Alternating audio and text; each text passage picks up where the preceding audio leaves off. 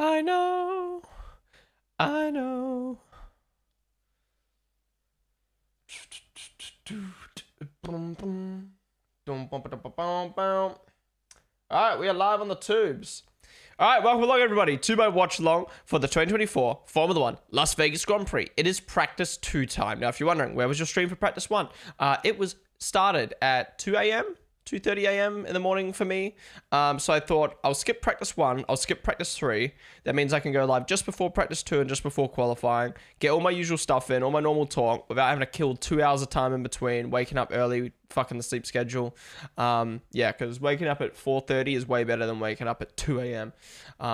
Feels a bit more natural, you know what I mean? Just go to bed slightly earlier, wake up slightly earlier, and we're good. Anyways, we're live for practice 2. Haven't watched practice 1. We just watched the highlights just before on the Twitch channel.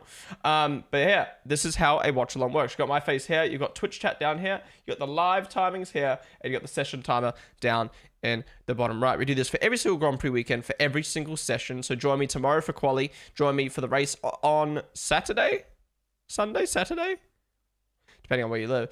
And then obviously next week for Qatar, and the week after that for Abu Dhabi. Now, apologies for like less energy, less volume today. Obviously it's 6 a.m. My neighbor, don't want to wake up my neighbor, so we're just gonna be talking at normal volume today and try not waking them up. But yeah, appreciate you guys all tuning on in to the stream. We've got a lot to talk about. Firstly, let me unmute the broadcast. Firstly, I want to talk about a couple things. So, I didn't watch practice 1, but Hannah's alarm woke me up. So, I ended up watching the first couple laps just while I was awake. I've already noticed one of my criticisms. Oh, it says FP1. Yo, good point. Thank you. That is meant to be FP2. There we go. And let me get the timer up. We rusty, boys. Bear with me. It's been 2 weeks, man. It's been 2 weeks. All right, timer's up. Sync on up. Session timer, live timing. Everything's good. All right, first thing I want to talk about was a few of my criticisms have already been fixed. So yesterday on my Twitch stream, we watched the 2023 full race replay that they uploaded to the YouTube channel.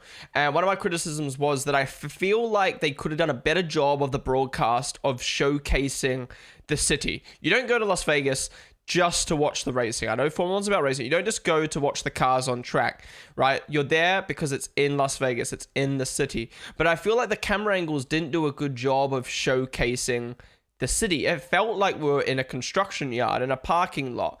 It was very grey. It was like in a tunnel. If you've ever watched Formula E drive in what is it? In Saudi Arabia, I forgot what the track's called, what the city's called.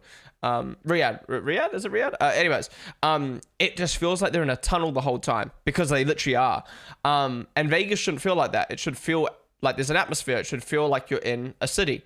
And yeah, from the quick few laps that I watched this morning, I think they fixed that. As someone who does broadcast, who used to like be so fascinated by broadcast, you can see like all the little changes that they've done to make it feel more like a city. So obviously in the sector 1, there's not much to really look at, so the cameras all feel the same. But once we get to sector 2 and 3, where we're on the strip, you can really see the difference. Ross Radio.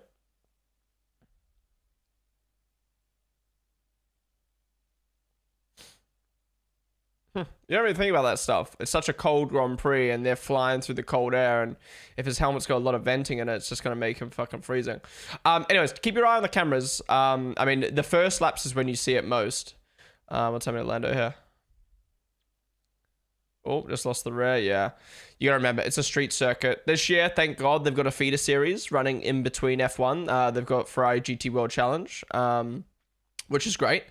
But still only one feeder series, two sets of cars running on this track in the weekend. There's not going to be a lot of rubber. It's going to, it's going to take a lot of laps to get the track up to speed, and probably never be up to like a good level. It's always going to be very slidey, especially in these temps as well, which are going to suit Merc a lot. Anyways, back to what I was saying. You'll see a lot more with the opening laps of practice. But yeah, if you come to sector 2 and 3, you'll notice they've adjusted the cameras a lot. So first off, I think they've added a lot more cameras on the strip. They've got cameras up in the hotels looking down on the track, which is great, because when you're down on the track and looking at the car, all you see is the sponsor board on the car, and that's it. You don't really see the city. So having these shots that aren't just the heli, by the way, the heli's great, but the heli can only capture so much. So having some cameras up in the hotels looking down on the track, I think it adds so much feel to the Grand Prix. And also the cameras on the track. Now, rather than positioning them kind of high on the side of the track, aiming downwards, and then you're just staring at car and concrete, the cameras are kind of on a lower level, facing upwards. And again, it helps the feel of the Grand Prix so much. Like, you'll see it a lot. Like, even shots like this, I mean, depends on if you're synced up or not. Like, rather than just being zoomed in on the car or being slightly higher up, aiming down, like, it just adds more of a feel having, you can see the city when the camera zooms out, or when the camera pans. Yeah, I don't feel like we're watching cars drive through a jungle anymore. Here's an example. Actually, this is a heli cam. I thought it was one of the hotel cams. But yeah, you can really get the sense of the city now with the broadcast. I think they've done a good job. My other criticism...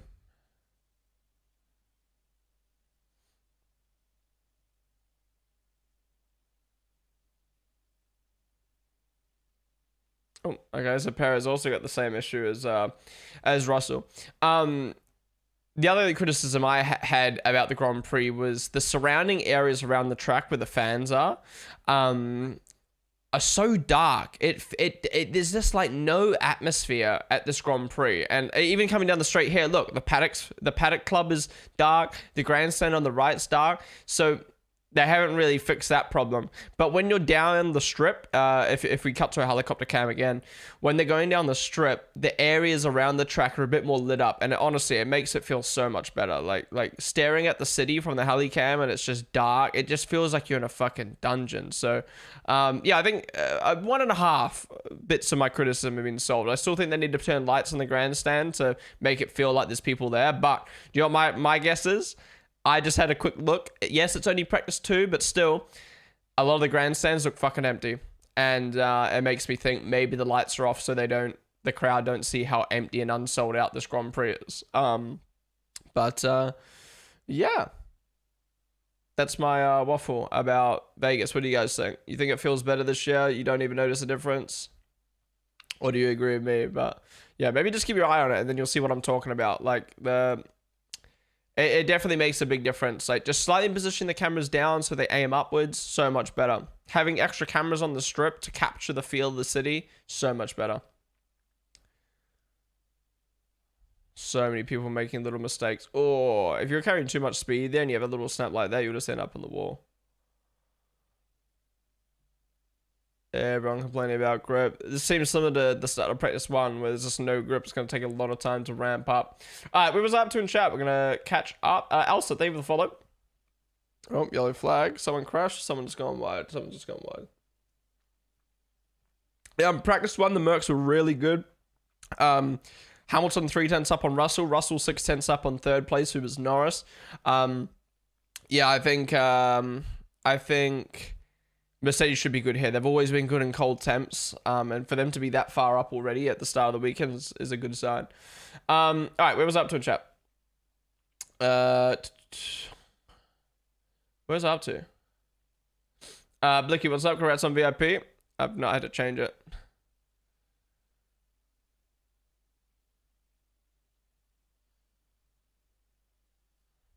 Who are they? I'm not. Are they? I said actor and musician. I've never seen them in my life. There was a championship. Wait, I read that. What was I up to in chat? I was about here, right?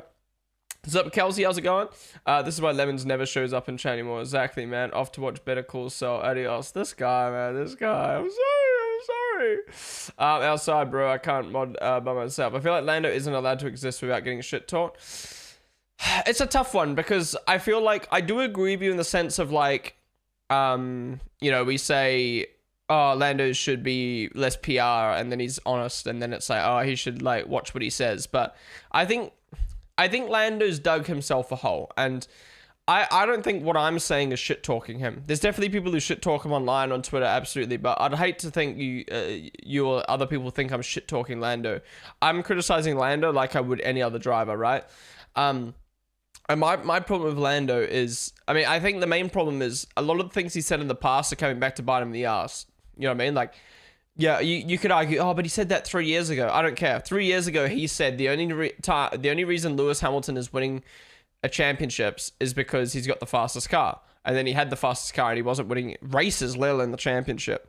And it's stuff like that. And then, like, there's small little moments, you know, take Lando's weird cool down room interaction with Lewis. It's like, what the fuck? What the fuck's his problem? But it's like, okay, we'll let that slide. But then there's another problem. And then there's another media interview. And there's another quote. And there's another this. And there's another that. And it's like, at some point, it just it goes from a, oh, that was a weird quote from Lando to a, oh, he's becoming unlikable. And I think, Magnussen going wide. Such a big run off there. Holy shit.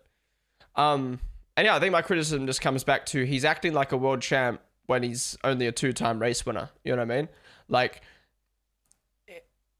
I don't know what happened, but I feel like after he won his first Grand Prix, the pressure came off a little bit and the ego came out a little bit, and like the combination of his old quotes kind of come on to bite him in the ass now that he's in a quote unquote championship fight. But yeah, just something happened where he just started acting like entitled. He started acting like weird in interviews. I think for me, it's just the quotes. And look, I do agree, like sometimes Lando can't do anything right, but I feel like he's kind of caused that himself by what he said in the past, not aligning with what he's doing and saying now. And yeah, I think for me, it's stuff like last week. He's doing a Lewis Hamilton, and I've criticized Lewis for this in the past, where you kind of just make shit up depending on your situation. So last week, Lando started on pole, dropped to P6, and he goes, oh, there's nothing I could have done that race. Got lucky with the safety car. Sorry, was this Brazil? Yeah, Brazil was last weekend, wasn't it? Nothing I could have done that race. Max and the Alpines got lucky with the safety car, blah, blah, blah, blah, blah. And it's just like, but there is something you could have done. You could have drove better. You could have, you know, you didn't even, if he had to finish P4, even saying that finishing P4 is fair enough.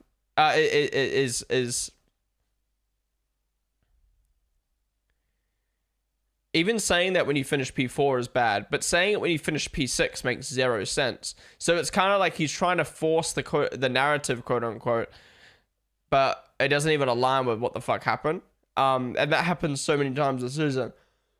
And it feels like when the car's good, when he does good, it's well done to the team, I drove well, blah, blah. When he does bad, it's just the other teams around us are better. And it's like when when he's winning and doing well, the championships fight is on, and like, you know, we just focus on getting the best results possible. And then when they're not doing well, it's I don't care about the championship, you know, like I'm just gonna try and maximize my results, but like it doesn't matter. And it's kind of like you're telling me you don't care about the championship, because that's a bad mentality to have. Like, There's drivers not even in the championship fighting for race wins and you know, like I don't know. It's just the things he says at the end of the day. You hear them say the last time someone won the drivers' championship, but the team didn't finish in the top 2 was 1983. Really? Was it that long ago? That's crazy. Watch Lando 21 highlights and interviews to remind you that he's just feeling the pressure of a championship battle in either World Driver Champion or Walker Champion of the Show. He's actually a good guy. I don't really, to be honest, I don't really want to get into the Lando personality conversation right now, just because like I feel like it's been so repetitive this year and we've spoken about it a lot on the channel. But just to respond to that message, and then we'll move on from Lando. I've always liked Lando from a talent perspective, and I think his humor sometimes he's very witty, he's very quick, and I think that's funny.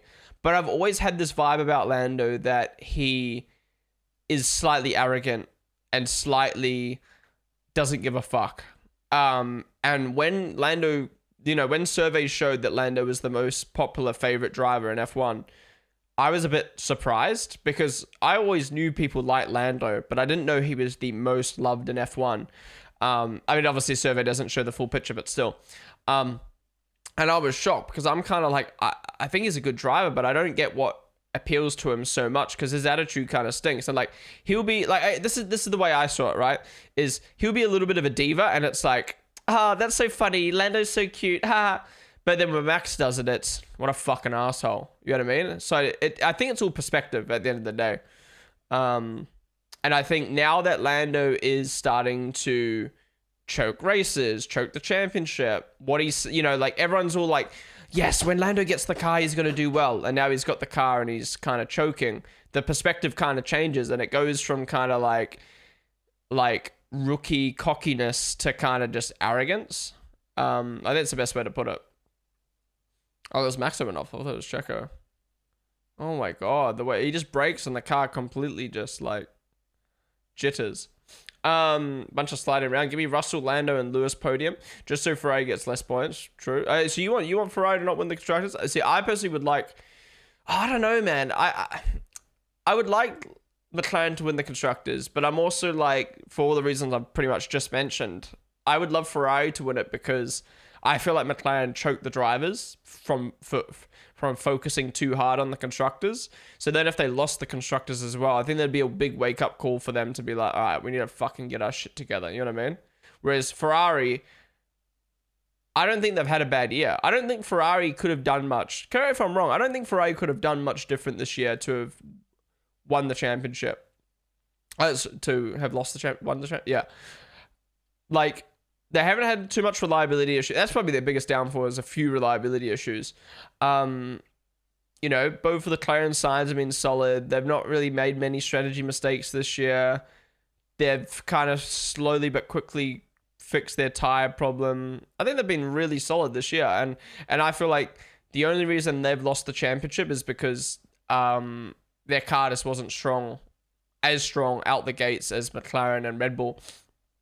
And the car just doesn't suit certain tracks. Whereas McLaren, I think they've got a better car than Red Bull and Ferrari for the majority of the year. And they've choked races not just because of those first 5 races of the year, but they've choked on strategy. They've choked on, you know, Piastri and Lando making mistakes. Yeah.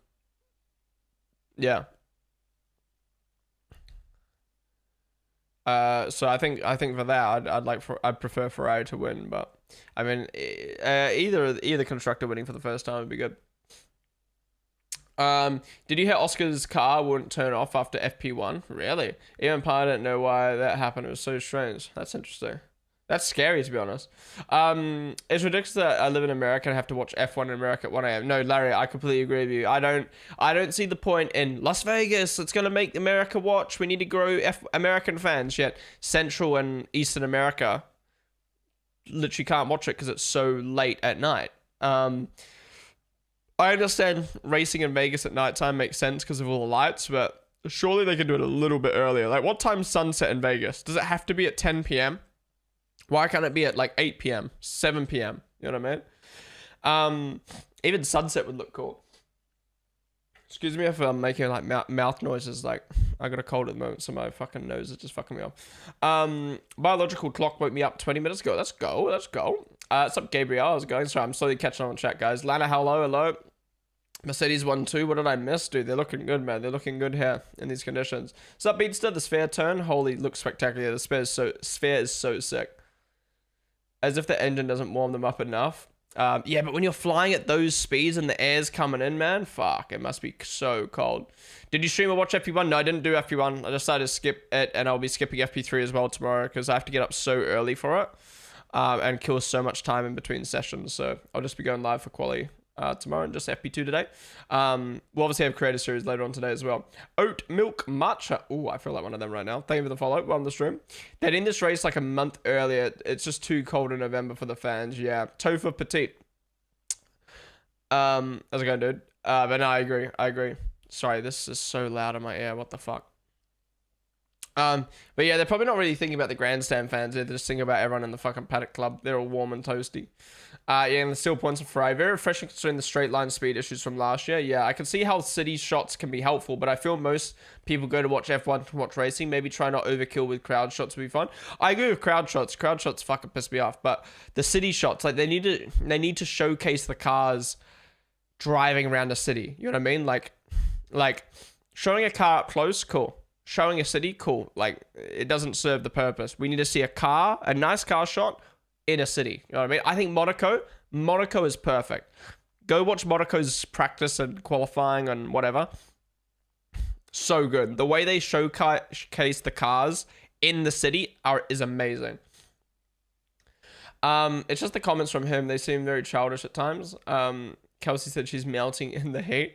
Max Brazil comments, for example, like, keep that to yourself. Yeah, he lost out to Leclerc again.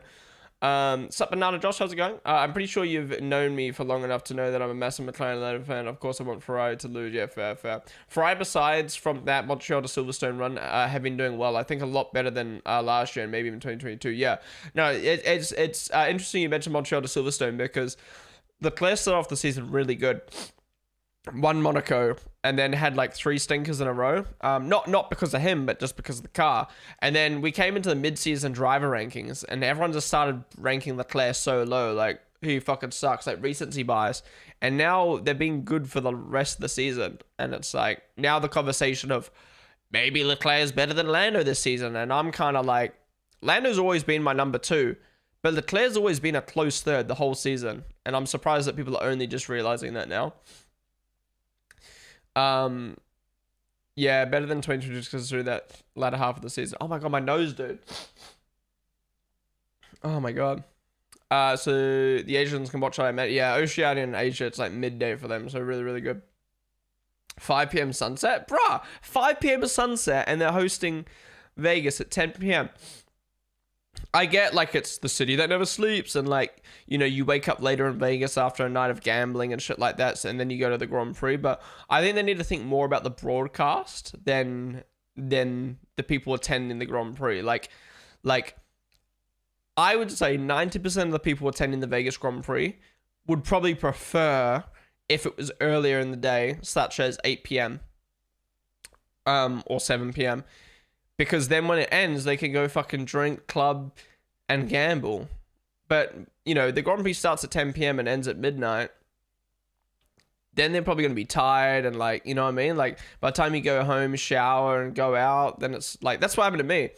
The race ended at, midnight last year, and then I had to get out of the traffic. So by the time I got back to my hotel, it was 1. And then I showered and left the hotel at 1:30. And then I got to the club at 2 a.m. What the fuck? It's time for bed.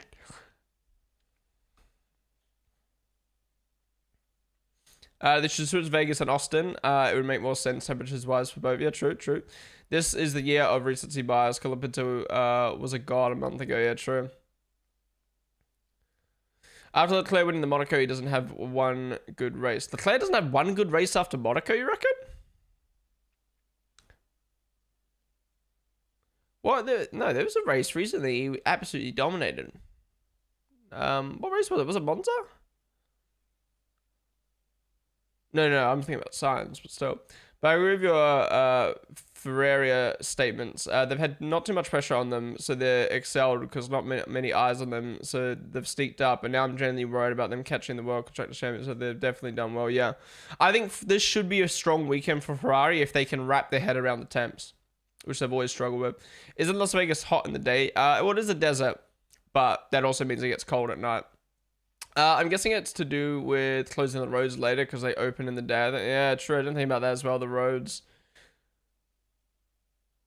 Also, Monza was really good. Yeah. Did he win Austin? He won Austin, right?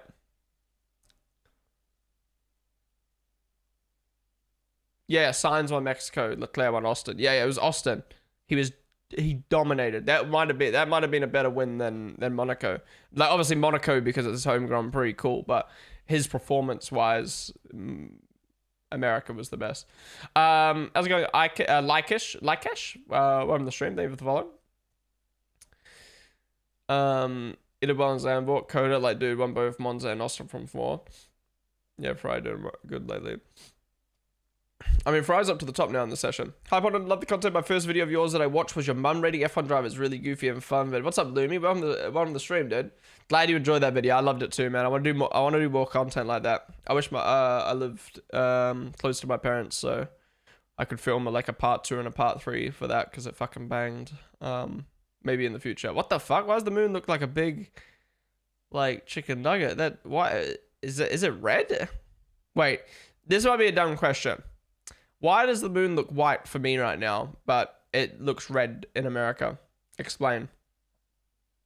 To be fair, I haven't looked at the moon today, but I disagree with your point about when Lando says something. People love and Max the same thing people hate. I think what you said, but swapped. Wait, so you think of all time Max is loved and Lando is hated? Because I disagree. My point Night Owl was last year, or prior to last year, prior to maybe halfway through the 2023 season, everything Max said, criticized. Everything Lando said, loved. This year, I mean, Max still gets his fair share of criticism because, like, you know, he's is polarized the right word, like character, like he's very like open and honest. But yeah, it's definitely like, you know, Max gets a lot of love this year and last year because he's, you know, he's backing up what he's saying. Like that's the thing with Max. And Lewis was the same in the past as well, is Max can say, fuck the FIA, I'm not doing my community service, this is bullshit. You know, all I care about is racing, because he backs up his comments by actually only caring about racing. You know what I mean? Whereas a lot of things Lando says just end up being kind of like, he doesn't back it up. He says things and then doesn't back it up. Or he does things and then says things different. And I think that's the biggest problem between Max and Lando. But I do think they... it's definitely swapped this year. I think even McLaren and Lando fans can agree. Like, I'm not saying... I don't warrant hate at all, by the way. I think anyone who goes online and shits on someone is fucking... bad. Criticizing someone and like openly, you know, criticizing someone and like saying like, look, I don't like Lando's attitude at the moment. Cool, fair enough. But yeah, the clowning online is crazy, but that's also just something that comes with the internet, I guess, nowadays. Like, you know, it's another example of if you say something in an interview or you say something in the past, it's going to come back and bite you in the ass. Just stop to say hi. Too late for me, Lo. Gotta go to bed. Have a good show. Catch you later, me. I appreciate you tuning in though, man. Hope to see you around again soon. Sup, betting Deegan? Welcome to the stream. Russell, how far's he gone up? Wow, 4/10, man. Merc looked good. I mean, to be fair, that's the soft tire and the drivers behind are on meds, but still, that is good. Blood moon. Different angles, I guess. Yeah, is it different angles? Like, if I go look at the moon right now, is it gonna be bloody? I lived in Vegas for 20 years now, LA. Some nightclubs don't even start opening their doors until 11 p.m. and some like 1 a.m. 1 at the MGM are just late nights. Oh, absolutely. But still, even if the Grand Prix ended, like I said, at 9 p.m., by the time you get home 10 p.m., have a little bit of a feed, like you can still enjoy the nightlife. Oh, shit. Excuse me. Yeah, Zambo did a really good undercut to beat Oscar. Back, it was good.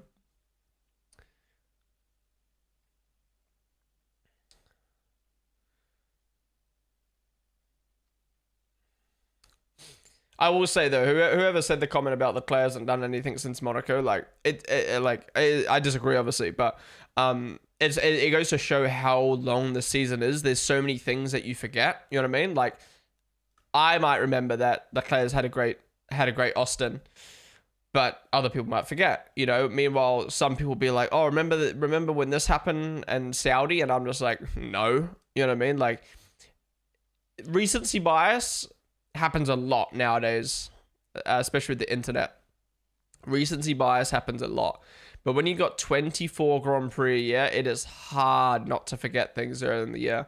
Like when I do my driver ratings at the end of this year, it's going to be so hard to rank sometimes because you're just naturally going to be coaxed into fucking recency bias because you can't remember everything. But that's why I like to watch all the race highlights back on stream before doing my driver ratings to like remember everything that happened.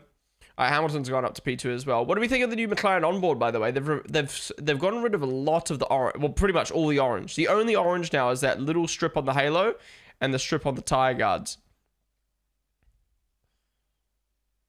I'm not gonna lie, it looks like very dominant. It looks very dominant. It looks very like aggressive.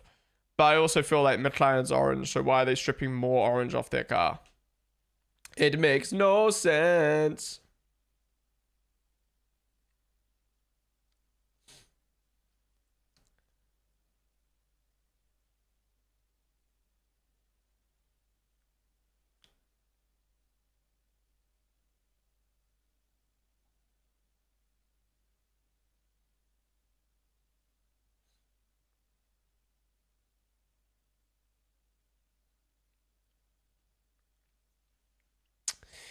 Do-do-do-do-do-do.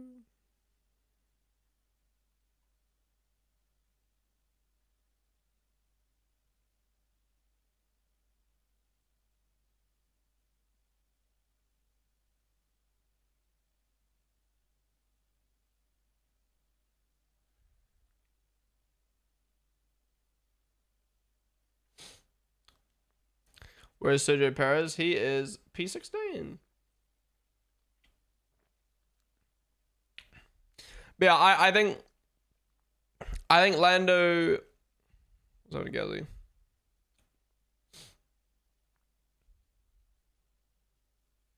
Cool. Yo! Banana Josh! Thank you. Why the alert's working? That pisses me off. Thank you so much, dude, for the 5 gifted, man. I appreciate it. Oh.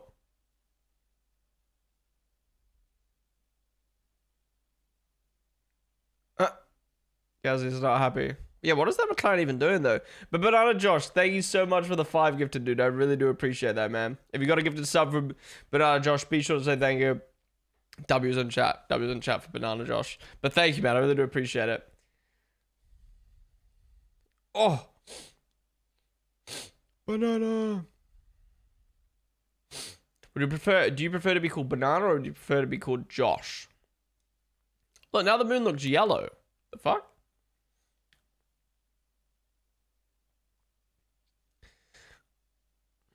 Josh, yeah. I assumed it'd be Josh. But just be fair, I've been calling you Banana Josh. Full name basis. Simply Gamer, thank you for the follow, dude. But yeah, Banana. Josh, thank you, dude. I appreciate the 5 gifts. It means a lot, man. It means a lot. The moon in Vegas is gorgeous right now. It looks really cool. I hope Elvis revives to perform this weekend. Imagine Elvis 2024 Grand Prix performance. That'd be lit. Moon looks like a half-eaten cheese, yeah. I low-key want to go look at my moon now and see if it's my moon. At the moon now for me and see if it's orange as well. Going from a crash last year to a win this year would be such a W that I'm so delusional. Yeah, it'd be cool. Oh, that's what I was going to say. Lando has the opportunity to start next year fresh. You know what I mean? Like, again, you need to back up what you're saying. And if he can start off the year with a new mindset of like, all right, I'm not going to talk shit. I'm not going to fucking say shit that I don't actually mean. I'm not going to say shit that I don't actually do, and just start fresh. And then he actually starts delivering out on track, then sweet. And if he does have mistakes and he does choke stuff, you know, obviously people are going to criticize him because it's a sport. You deserve to be criticized for your performance. Or deserve to be criticized is maybe not the right word. People are going to criticize your performance because that's what sporting is.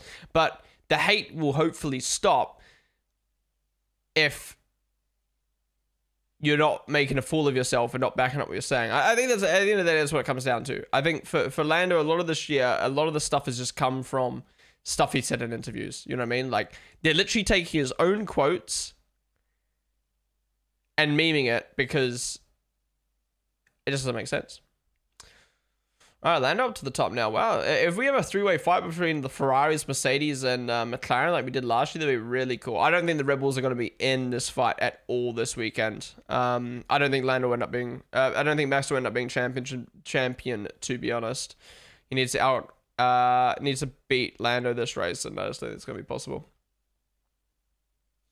Good morning, Miss Failures. How's it going? What's it like owning the moon? It's mine. It's all mine. What are these new Sky Sports microphones? They've got like the rainbow at the bottom. Is that for LGBTQ stuff, like pride stuff, or is that some like shit design? RB seems like it. Yeah, both RB and Red Bull seem really off the pace, but you know they've always struggled at street circuits the last couple of years. Do you recently these buyers come in with people's direction for this race as possible? People saying Max will win, as he will win in Brazil. Yeah, I think it's one of those things. I think it's a 50-50, right? I think a lot of people are saying, "Oh, Max will win this weekend. He only needs a couple points, but he needs to beat Lando."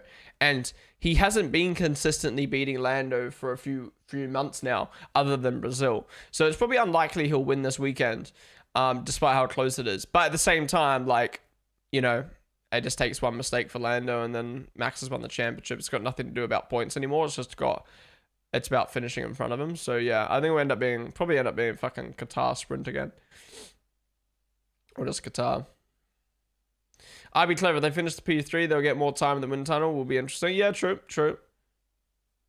But they also lose millions of dollars. Maybe Red Bull low-key want to finish third now. More wind tunnel time, and their driver looks like a fucking god because he won the Drivers' Championship while their team finished P3. But what would you say? Would you guys say... Would you guys say... That's more pros to... is that more good... How do I word this? Max winning the championship with the team finishing P3 in the Constructors. Is that more goodness from Max, or is that more badness from Perez? That's the best way I can word it. I'm sorry. Because, okay, let's imagine Checo was a solid second driver. Like, I'm not talking like Piastri status. I'm talking like... who's like a second driver I could reference, like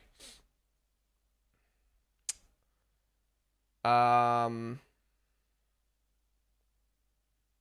don't even know. He's like Sainz, but like a little bit worse, right? Like Sainz' level, but a little bit worse. Like Max is consistently beating Perez, but Perez is still like 2/10 off. You know, when Max is winning the races, Checo's finishing third, fourth. When Max is finishing on the podium, he's finishing like 5th, 6th. Like, you know, just a little bit behind where Sainz and Piastri are in comparison to their teammates. Where do we think Red Bull finish in the Constructors? Do we think they finish first, second, or do we still think they'd finish third? I mean, when I word it like that, you'd probably think they'd end up winning because of how strong Max has been. But then that would come down to McLaren. I'd say McLaren... I think if Checo had been finishing 2 positions behind Max, and maybe someone do the math. Every race where... Oh, red flag. Has he crashed or has he just broken down?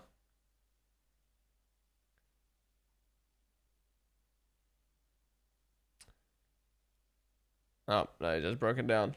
Okay. Red flag. Maybe someone do the math. Work out if Checo had to finish 2 positions behind Max in every race this season, where they'd be in the Constructors. Because if they would be leading the Constructors, I would say that would be Max's fault. I would then say it's McLaren's fault for not winning the championship. Who do you think is going to snatch Checo's seat, Liam or Yuki? Right now, from the sounds of it, it's either Colapinto or Perez. It seems like the only way they're going to drop Checo is if Colapinto gets the seat.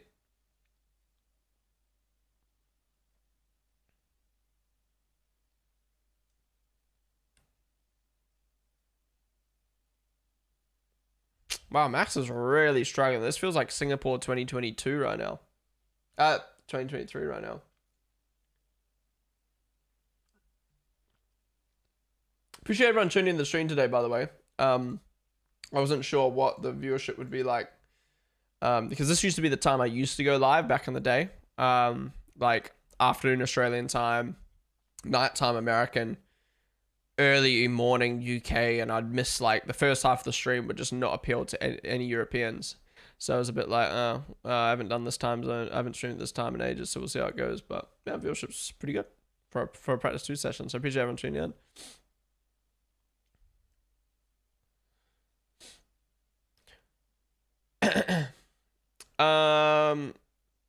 Where's that to chat?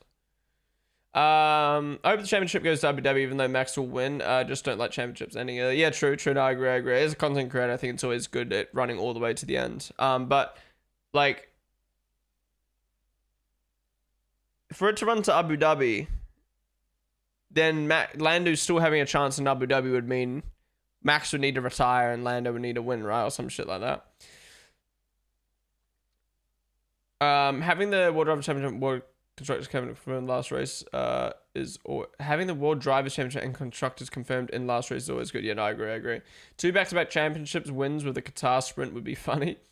Yeah, they should always make it like you cannot win the championship in sprints because it's fucking dead. Max definitely.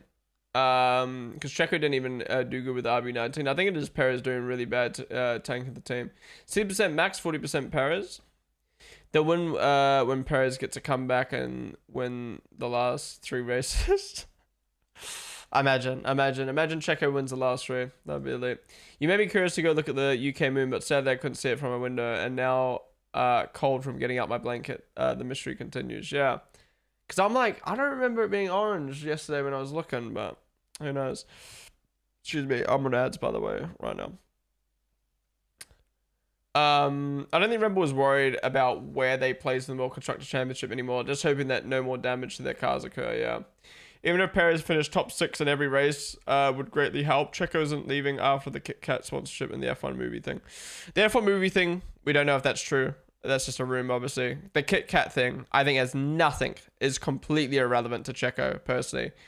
They're sponsoring F1. They're not sponsoring... You know, Checo doesn't own Kit Kat. Like, Kit Kat... If anything, it gives them more of a reason not to give a fuck about Checo. Because now they sponsor the whole of F1. Why would they give a fuck about sponsoring a single driver? You know what I mean? He's going to see it to at least 2025 summer break, you reckon? I really want Frankie to be at Red Bull. I would like Franco at Red Bull if it wasn't for if that didn't mean Liam Lawson was getting cucked. If Yuki got the Red Bull seat instead of Liam, I'd still be kind of sad, but it makes sense because Yuki's 4 years more experience. But if Franco got it, I'd be kind of mad. Not because I think Franco's bad, but just because it means Yuki and Liam don't get the seat that they probably deserve.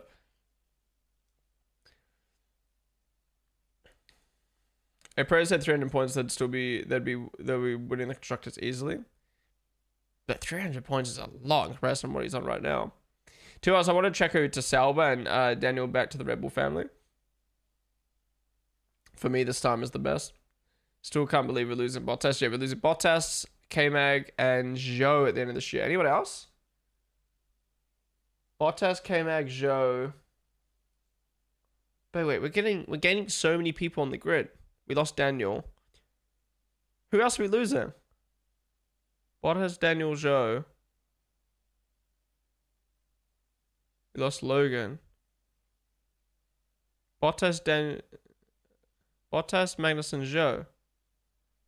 So Bottas, Magnussen, Zhou. That's 3. But there's 4 rookies. Who else are we losing?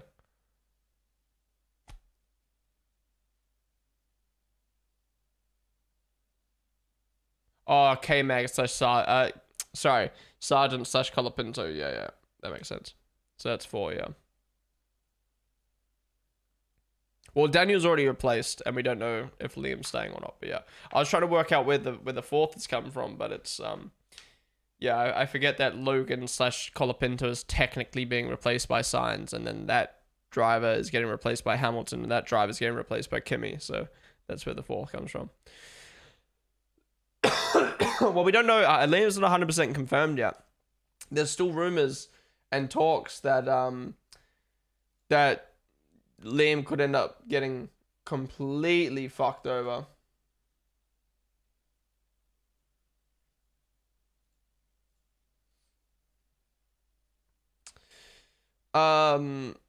I think Liam would match Max's freak, lol. I don't think Liam... Look, I'm a big Liam fan. I don't think any driver can match Max in skill level. I think Charles... it's funny. I used to always say Lando, and now this year I just don't think he's cut out for it. I think Lando would be a nice second driver to Max. He would be like the Rosberg to Hamilton, right? He'd be like a top driver who could win races and compete with Max, but consistently would fall short. And would maybe win 1 championship every 6 years, you know what I mean? Against Max. Charles, I think, would be Max's closest match. Or I'd probably say Alonso, then Charles would be Max's closest match in terms of driving style, aggressiveness, everything. But Liam, as an up-and-comer, I think he's got the right mentality. I think he's got the right adaptability, and I think he's got a lot of talent. I think he suits the Red Bull. I don't know, maybe I am biased, but I think he suits the Red Bull from everything.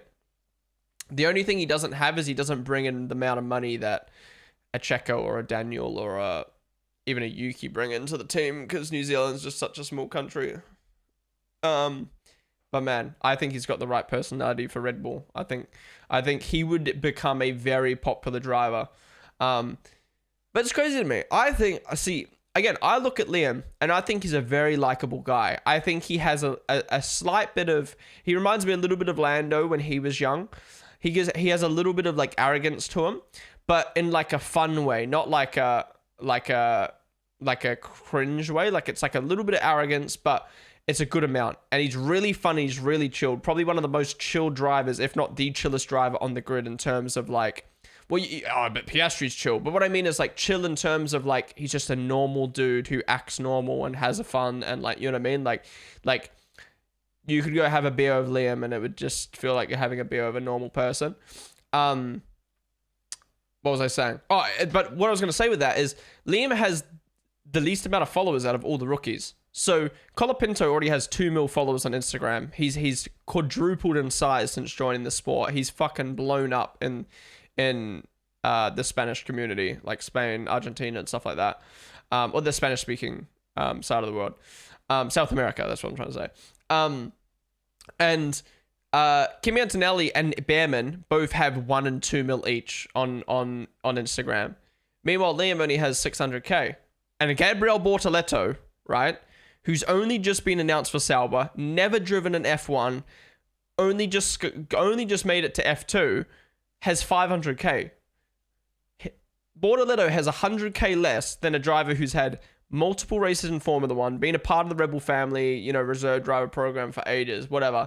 And I'm kind of like, is that because people just don't like Liam? Like his personality just doesn't attract other people, like to people as much? Or is that because Colapinto and Bortoleto have such big countries behind them? But then I'm also like, well, why do Behrman and Antonelli have such a big following? Is it because they're, you know, but like, you know what I mean? Like, I don't get why Liam's not as popular, but I don't know. It is one of those things, right? Where like, I look at Ocon, he doesn't appeal to me. He doesn't seem like a guy I'd like. Like he doesn't make me want to be a fan of him. But there are people out there who like Ocon, you know what I mean? And it's probably the same with Liam. Like I think Liam's super fucking cool, and then other people probably just don't see it. But I don't know. It's just wild to me that Liam has more races than all the rookies next year. Actually, I haven't looked at Duan's follow account, to be fair. But ignoring Duan, all the rookies next year, he's got all the more. He's had more races than all of them, more experience than all of them, more marketing, more videos, more everything than all of them. He's got less followers than all of them on Instagram. Can't believe it. Yeah, because smart F1 fans like myself are not on Instagram.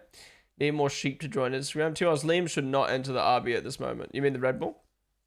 Yeah, I feel like it could end up ruining his career a little bit. Unpopular opinion, but I think Max retires after 2025. He's got a contract till 2027, so it won't be before then. Unless he wants to buy out his own contract. Leclerc has so much experience racing against Max. You can see that when they race against each other, yeah. You do anything after FP2? No, maybe we'll just keep chatting for a little bit, but yeah, then we'll end the stream and be going live later for F2 Creator Series. I'm so curious about this. Apparently, 5-race contract for Duan. Yeah, I think that makes sense as well. I think Alpine have really fucked up by signing Duan before the end of the season, because they could have had Colapinto. Duan's a huge risk. Duan is a huge risk. People don't like Liam. That seems to be the general consensus. He gets hella hate. I mean, the people who hate Liam is because he stole Daniel's seat, and there's a lot of Daniel fans, so people just naturally don't like Liam because of that. But it's like, you gotta be pretty fucking stupid to hate Liam because he took Daniel's seat. It's not his fucking fault that Daniel wasn't good enough and that Red Bull wanted to swap him. Like, what? The South American Spanish community is massive and super passionate. Oh, absolutely. So I did a video, just a short form video with Pepe Marti and Isaac Hudger. And instantly, Pepe Marti fan accounts were reposting it. It made its way onto Twitter. People are commenting, oh my God, love this, love this. And I'm like, what the fuck? For an F2 driver, I've not seen this type of hype for a video like this before. So, yeah, the Spanish community is crazy, man. Pepe Marti's Spanish, if you don't know. You're comparing South American, British, Mercedes social media followers to Australians. I mean, a Kiwi. But no, I know, but maybe it does just goes to show how important a country is for a team, for a driver. Because, you know, again, I do think Liam has been in the sport for longer, and I do think he has a better personality than some of the more outgoing personality than... It's like Kimi, right? He's just a shy little Italian boy who's done not even like one lap of fucking practice, and he's got double the amount of followers than Liam on Instagram. And it's kind of like, is that because like he's Italian? Like, you know what I mean? That's because he's Mercedes? It's crazy to me. Because NZ has 5.5 million population. Behrman has the Prema thing. Has one... Oh wait, I forgot to turn the fucking red flag off. Soz, guys. We're slacking today. Lando going off again. How competent follows the thirsty woman. The Prema media team really hypes up Kimi and Ollie. Yeah, true. I forgot about Prema. NZ has a small population, too many sheep. Don't want Lawson to get DeVries. Yeah, NZ and AU have hella racing heritage. They adore their drivers. The problem isn't population, in my opinion. Lawson should stay away from RB until 2026. Else, it will be the next Albon. Yeah, potentially. I wouldn't mind if they gave Liam another V-carb year and then chucked him in for 2026. New regs. Give him a chance. Doohan needs a chance. The thing is, right, Doohan deserves a chance in F1. But in the current climate of Formula 1, with Colapinto on the sidelines, Drugovich on the sidelines, Teo Porcher on the sidelines, you know, all these other drivers who have missed out on seats, blah, blah, blah, blah, blah. For a stage, Bortoletto almost didn't get a seat. I kind of feel like I'm very surprised Doohan got the chance he did. He got very, very, very lucky. Very lucky. Contracts can be broken. I think Max has the upper hand on that one. No one telling what clauses he has, so you can't say it's not possible. No, I bet, you know, again, if he wants to leave and not fulfill his contract, he does need to buy it out. I believe that's how it will work. Unless there is a clause, yeah, like they finish below 4th in the championship or something. Doohan better be the first driver to get dropped before ever driving a single race. Potentially, no, honestly, potentially, Alpine might do that. Didn't Oscar take Daniel's seat before 2023? Yeah, Oscar was disliked for a little bit, and then once he started performing well, and people were like, oh, okay, we're stupid. He's actually sick. I think, again, my perspective of F1 is different to your perspective, different compared to someone else in chat, compared to the casual fan. You know, I think myself and all you guys, I'd say 99% of you guys in chat, we all have a very similar mindset when it comes to Formula 1, which is we watch Formula 1 quite often. You know, we watch it quite in depth. We're on Twitter and stuff like that. You know what I mean? We're on Twitter, we're in Discords, we're on Instagram. We follow the sport. Majority of Formula 1 fans are casual fans. You know, they see these drivers and they go, "Who the fuck's this?" And you know, they probably see Liam replacing Daniel and go, "What the fuck? Who's this nub?" Or they see Piastri replacing Daniel. Who the fuck's this nub? You know what I mean? You know, I guess some of my dad watches every single session. Watches every race, every qualifying. You know, he follows the news about F1, but he's still not going to be as clocked in with the F1 world as, say, someone like myself. And you know, can fall into those headline bait, the article baiting. What do you call them? Those headline baits that the media have. You know what I mean? Like the amount of times my dad's messaged me or asked me, like, "Is this real?" And I'm like, "No." Clickbait, yeah. It's not clickbait, but it's like headline baiting. You know what I mean? It's like exaggerating the headline to make you be like, whoa, and then you click on the rage bait. Not rage bait. Clickbaiting is like fooling someone into clicking something. I'd say when media headline bait, it's to get people to conversate on a post. It's basically, okay, headline baiting, clickbaiting is like saying, "Today I'm with Max Verstappen," like putting Max Verstappen in your thumbnail and being like, "Video of Max Verstappen," and then you click on the video and then it's a video of you with the Max Verstappen cutout. You know what I mean? Like, that's clickbaiting. Media do headline baiting, which is the headline is true, but it's exaggerated or worded in a way to make you start a conversation in the comments or to click on the headline and to start yapping about it. To start reading it and then yapping about it back in the comments. They do it all the time. Like an example is, Lewis was replaced by, was it Kimi? Or Lewis was replaced for an FP1 session, and the headline could literally just be, "Lewis replaced by blah blah blah for FP1 session. But instead, the headline is Lewis replaced for FP1 after crash in blah, blah, blah. And it's like, it's true, but it's worded in a way. Yeah. Anyways, so then that's where like the casual fans fall into this hole of being like, you know, they'll just believe the headline. So if the headline says Daniel Ricciardo axed by younger driver Liam Lawson after, you know, contract, blah, blah, blah, blah, blah, and then it's just like, well, then yeah, everyone's just going to start hating Liam because I just think, I mean, you got to be pretty fucking stupid to hate on Liam or Piastri for replacing Daniel as if it's their fault. Ponden replaced after shambolic Pro Club performance, honestly. Shit posting, yeah. I mean, there's shit posting. I was more referring to like the actual journalism. I just want to see a couple more teams compared to this blocking that maybe allow more rookies to try. Yeah, I think one more team on the grid would solve a lot of problems. F1 Media makes me so angry. Yeah, dude. So last week we had Perez not getting dropped because the movie rumor. We got Stefano Domenicali going to MotoGP. Not true. Apparently, well, at least at the moment. We had what were the other? There was like 4 big rumors that were not true at all last week, and it just goes to show how fucking shit the F1 media, social media landscape is at the moment. We're just baiting headlines. Like you get one little glimpse of a rumor, and you're like, "Oh, who's that?" Williams off. Max needs to make his fast car go faster. Yeah. Wow, the Red Bulls are so low down. What the fuck? I mean, to be fair, they're on mediums. Are they on softs now? No, wow, they're on mediums. Red Bull looks so poo.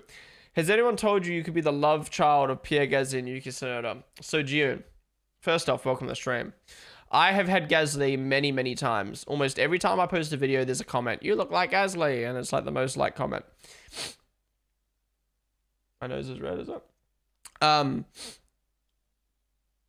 Yuki Tsunoda, I've probably had 2 other people say I look like Yuki. And I don't know why. Like, yeah, my eyes are like a bit more like Gasly has, I don't know how to explain it. Gasly's eyes are bigger than mine, but I wouldn't go a step to saying I look like Yuki because of my eyes. It's the bowl cut. How is it the bowl cut? How's this a bowl cut? Yuki's got like flat, straight hair. But yeah, pretty much someone said I look like Gasly with Yuki's eyes, and I was like, what the fuck? I don't think I've got Yuki eyes at all. What's the jersey? Got the USA football or soccer jersey on. Yeah, the baiting is insane. Oh, absolutely. Sup, Esco? Welcome to the stream. I'm new to F1, but welcome. Appreciate you tuning in. Rebel goes through 4 years of dominating car and then fall off. Yeah. I mean, we'll see. I hope they don't just fall off the face of the earth. Hope they stay in the fight. I think next year's fight will be so good between the 4 teams. 3 teams plus Mercedes. I think Mercedes will be on the edge unless they turn something around. They're not getting that seat just because the sponsorship would suck, man. Oh, absolutely. I'd be literally crying. Having Liam in the sport has been so good. You have slanted eyes.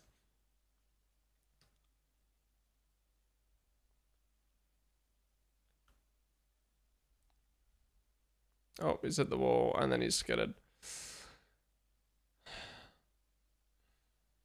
Ponden trying not to sound right. Well, it's hard because I don't want to be that guy that just like stereotypes, but that's what people have told me.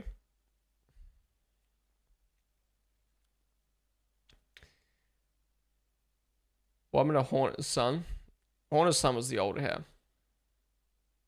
Yeah, Lawson and Maddie Cash's love child. I don't think I look anything like Liam other than the accent and blonde hair, but he dyes his hair blonde, so he looks blonder. Christian Mansell, yeah, my old haircut looked like Christian Mansell, to be fair. Is that someone on the wall? No, okay, it looked like that person at the wall. Who are you rooting for? Team and drivers. I'm a Red Bull fan. My favorite driver is Liam Lawson, so. No, the car is Holmer, and betting on Kimi means they won't do well. Yeah, true. England's never beat USA in the World Cup, so it's called soccer. England's never beat USA. Really?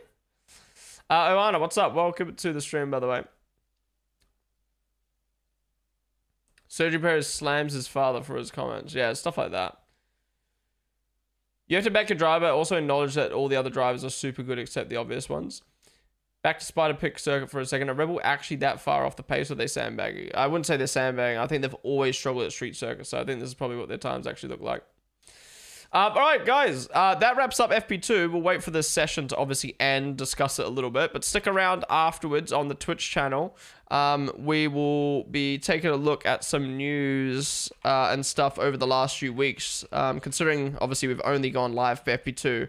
And it's been a bit of a short stream. Rather than just ending straight away, we're going to take a look at some of the news that's happened, or all of the news that's happened over the last couple of weeks during the break. So stick around if you want to discuss some more F1. Come over to the Twitch channel if you're over on YouTube. Yeah, wait for this practice to round on out. But wow.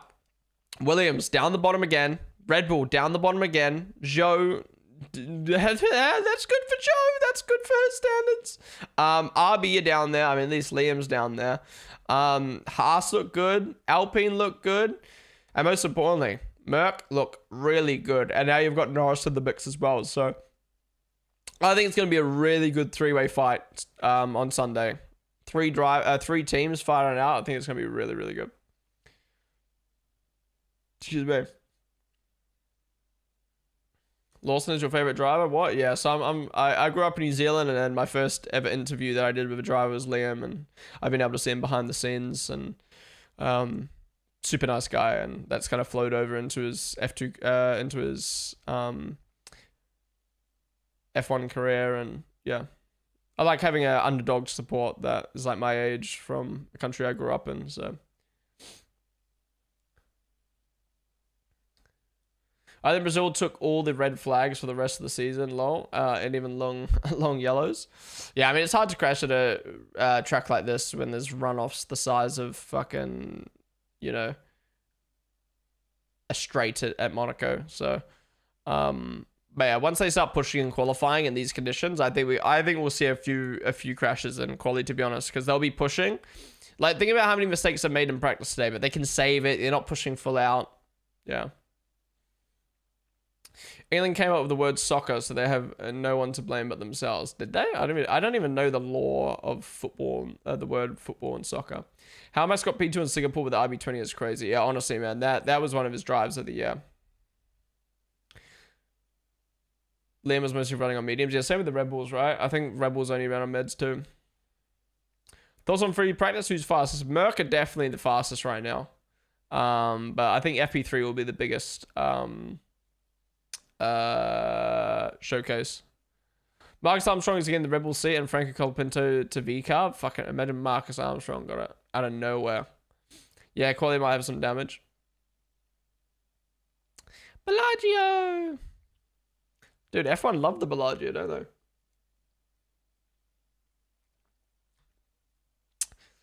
Lewis P1, Lando P2, George P3. Was that the exact same as FP2? No, FP2 was Lewis P1, George P2.